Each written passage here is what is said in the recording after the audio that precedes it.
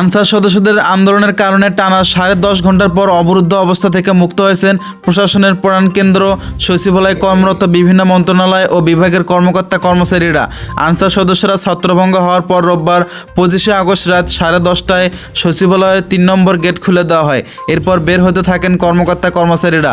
সরেজমিনে দেখা গেছে হাজার হাজার আনসার সদস্য সকাল থেকে সচিবালয়ের সামনে অবস্থান নিয়ে বিক্ষোভ করতে থাকেন। এক পর্যায়ে দুপুর 12টা থেকে তারা সচিবালয়কে অবরুদ্ধ করে রাখে। এতে সবগুলো গেট বন্ধ হয়ে যায়। বিকেল 5টায় অফিস ছুটি হলেও রাত 10:30টার আগে কর্মকর্তা কর্মচারীরা বের হতে পারেননি।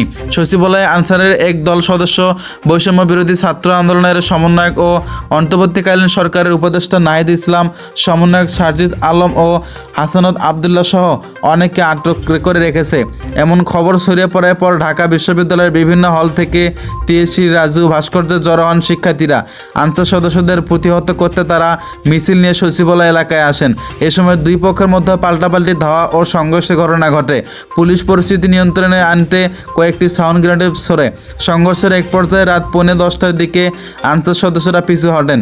এ সময় শিক্ষার্থীরা সচিবালয়ের পাশে জাতীয় প্রেস ক্লাবের সামনে অবস্থান নেন।